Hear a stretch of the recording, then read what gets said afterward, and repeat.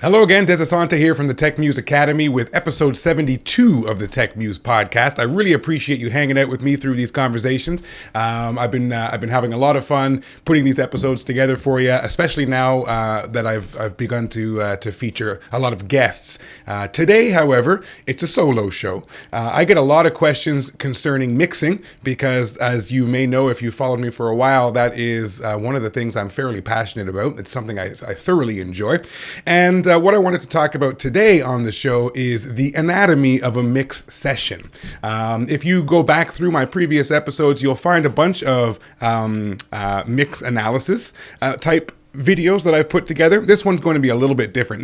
We're not going to dive too deeply into all of the mixing decisions, but what I want to focus on today is a quick look at how I like to set up my sessions. This one came together fairly quickly out of necessity, but it's a tune I'm really excited about. I had a lot of fun working on it. In case you don't know, outside of the Tech Muse Academy, I write and record with my lovely lady Carol Channeling, and we just go by desandcarol.com if you're curious, desandcarol.com if you want to check out the music that we make. And this is one of the tunes that Carol actually wrote a little while ago that we recorded at the beautiful Chalet Studios in Claremont, Ontario. There's going to be some content coming out about Chalet because it's a beautiful place, the epitome of the home studio. Again, more on that later. But we got a chance to go up there and work with the Rad Collective, which is a group of veteran musicians and producers that I've become a part of,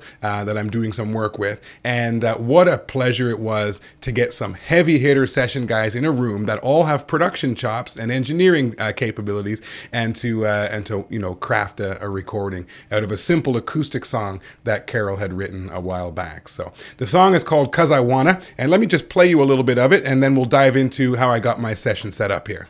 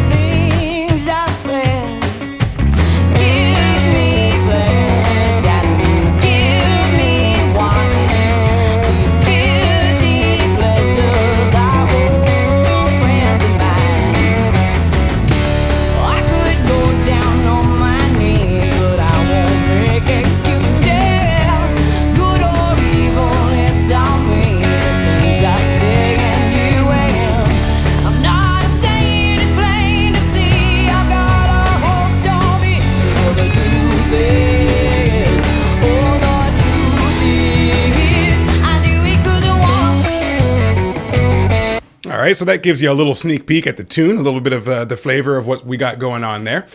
So let's dive in and have a look at this session. Again, as you probably know, I'm a Cubase user, but these same techniques and concepts can apply pretty much regardless of what DAW that you use. So the first thing I like to do, now incidentally, this session, of course, was not recorded here. It was recorded at Chalet in a Pro Tools session, a Pro Tools HD session.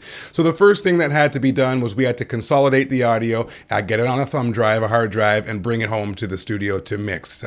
So I opened up the audio folder, drag and drop all of the consolidated audio files into my Cubase session, which started from a template. And my mix template is a pretty basic one. I have 2 or 3 sort of go-to effects plugins that I pretty much like to have as a starting point in every session. In this case, I've got, I believe, just 3 of them. I've got a room reverb, a convolution room reverb, which is Reverence. If you can pull that up, that's what it looks like here. It's a stock Cubase reverb plugin, convolution reverb plugin. I've also got the Waves H delay, which is one of my favorite delays. It's got a little bit of character to it that I happen to prefer. But again, it's some kind of delay.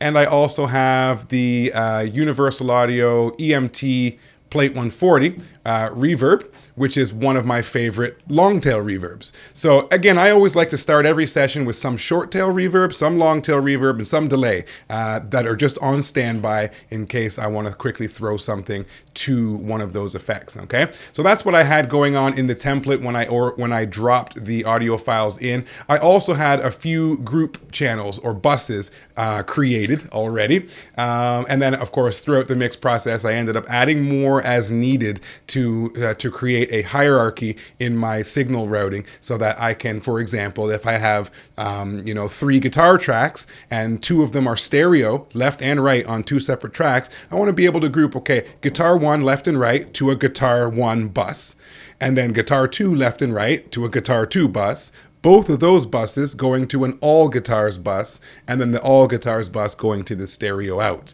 as an example. And so that's what I ended up doing. So first I grabbed all of the drum tracks, sent them to all drums as a point of departure, and then I dug in. Okay, there's a left overhead and a right overhead, so I created an overheads bus, or group as it's referred to in Cubase. I sent the 2 overhead channels to that, and then I sent that to the all drums bus. I went and did the same thing for my tom mics and my room mics.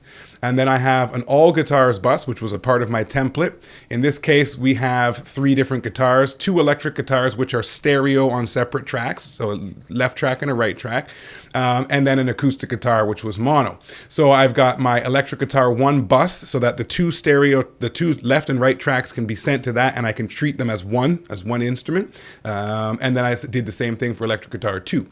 And then we've got our vocals, which contains background vocals, and then a sub bus, which is my background vocals and Carol's background vocals. Okay, so we've got a couple of vocals for Carol that are sent to BG Carol, and the BG Carol is sent to the BG Vocals bus, and the BG Vocals bus is sent to the all vocals bus. Okay, so you'll see if I solo all vocals, we get background vocals, we get my background vocals, Carol's background vocals, and then the lead vocal is in there as well. It's just a single track, so it didn't need a sub bus. It just goes straight to the all vocals bus. Okay, and then down below that we have bass. Now I created this, and in the end didn't actually need it because the bass ended up being one single track. When I imported the files, I thought there were more than one track, so I figured until I sort it out, I'll put them all to a bus. And then I have the keys, which contains an organ, a synth, and a piano, all of which are they're stereo files on 2 tracks, a left channel and a right channel. So I did the same thing here as far as the routing. Piano left and piano right going to the piano bus, which is going to the all keys bus, and same thing for the synth and for the organ. Okay, so that's how I've set up the routing as far as creating that hierarchy, that hierarchical structure in my session. So if I want to do something to the entire drum kit, I've got a drum kit fader. If I want to do something just to the toms, I've got a tom fader or an overhead fader or a room mics fader. Okay, and that's how I recommend that you set up your sessions. Obviously, the different types of tracks that you record you'll have to put your own logic and common sense to the task of figuring out how you want to structure your routing. But that's essentially what I have going on. The other thing that I like to do in Cubase is I create folder tracks. There is most likely, if you're not a Cubase user, there's most likely some similar feature in the DAW that you do use. But in Cubase, they're referred to as folder tracks. Now, these have nothing to do with routing. This is purely organizational. So if I open up the vocals folder, all of my vocal tracks are in there. There's my lead vocal up at the top here. This was actually another take, an alternate take of a lead vocal that I didn't end up using, except for one little tiny piece at the very end for character. And then these are the background vocals down here. So these 2 channels are my background vocals, and these 2 channels are Carol's background vocals.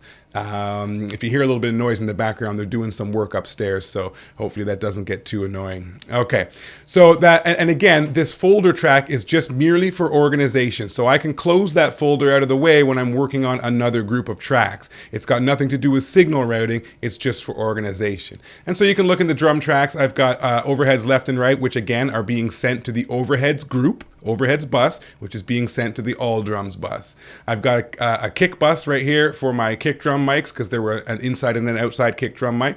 I've got the snare top and bottom, and then there was a snare overdub top and bottom mics. So those are all being sent to the snare bus, which is being sent to the all drums bus. And then we've got the hi-hat, the ride cymbal, the toms, which are grouped to a tom bus, and then our room mics, which are grouped to a room bus, both of which being sent to the all drums bus. Okay, so you can see now I've also color coded for quick and easy reference. My drums are blue, so I know when I'm looking at blue tracks that without having to squint and read the titles that I'm dealing with the drums. You'll notice my vocals are all sort of an orangey yellowy type. The lead vocal is that sort of, I don't know, it looks like sort of a flesh color to me, and then a little bit orange on the background vocals. And that's for organization, for being able to move quickly through my session. My bass is always purple, and again, that's purple, blue, green, doesn't really matter, but that for me is how I like to do things. And then in here in the guitars, I like these reds and oranges. I just separated, mostly my guitars are red for me, but I made this one a slightly different color because that's the acoustic guitar. And these are the two stereo electric guitars, electric guitar 1 here and electric guitar 2 here. Okay.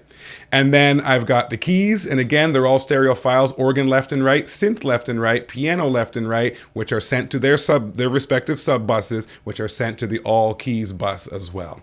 And then there was a bunch of other tracks from the Pro Tools session that were, alternate takes or whatnot that never ended up getting used. So I threw them in a backup folder so I could and I muted them at the track level, so I could just quickly close that out of the way. I can even shrink this down in size like this so that it's out of the way, and I can remain focused on the tracks that I do want to use. It's important that you mute them at the track level, not here, so that you don't end up accidentally hearing them when you don't want to. They are totally muted at the event level on the arrange window. So whether I mute or solo this folder, rather the backup folder, even if I solo it and hit play right now, you're not going to hear anything because those tracks are all muted at the event level here on the screen. Okay.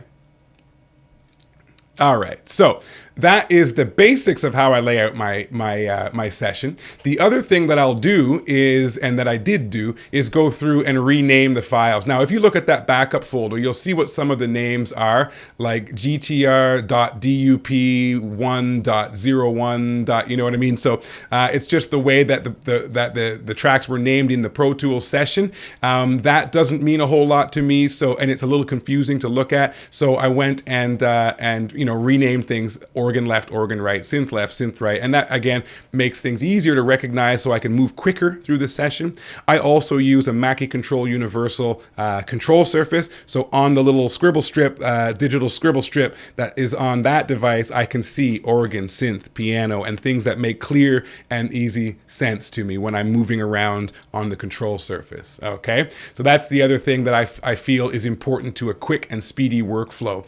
The next thing that I'll do is I'll play through the entire song, and I'll add marker locations for the important transitions from section to section. So intro to verse 1 to pre-chorus, pre-chorus to chorus, etc. They all get marked, and that makes it easy for me to move around in my session. For example, if I want to go to section 4, I just hit the previous button, previous again, and I'm at section 3, and I hit play. I could go down on my knees, next section. Next section.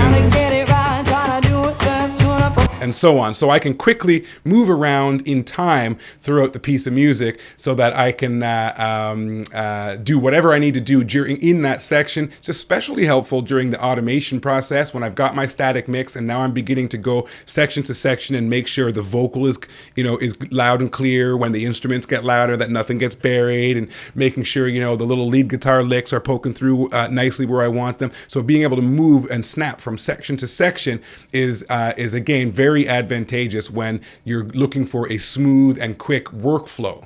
And once these things are set up, it's very easy for me to just go to town and start listening through my arrangement and figuring out what I want to do as far as the mix decisions are concerned. Okay, so today we're not going to get into the all of the mix decisions in this song. I wanted to more focus on the anatomy of a mix session from the way I like to do it, with the focus on having a quick and easy workflow to get you from point A to point B, or to point Z as the case may be, to the finished product as quickly and easily as possible, without getting into stumbling blocks and hurdles that can get in the way if you're not organized. Okay, so hopefully you found that useful. If you are interested in digging into this mix itself, which I'm going to play in its entirety after this conversation is concluded, then send me a message. techmusacademy.com. That's where you'll find me and all of my social media profiles. So wherever you like to hang out, shoot me a question. Let me know if you're interested in learning what I did to mix this track, and perhaps we'll put together a little tutorial on that as well. Okay, techmusacademy.com is the place to go. So I will see you next week. Keep making music, have a lot of fun, enjoy the summer weather, unless you're listening to this in the future, and then in which case it may not be summer weather. Before I wrap it up, I will play "Cause I Wanna," Des and Carol, in its entirety. And if you are interested in more music like this, the stuff that we do, head over to desandcarol.com. Again, I'll leave a link in the description for you to check out that. Okay? Until next time, have fun, keep making music. We'll see you next week.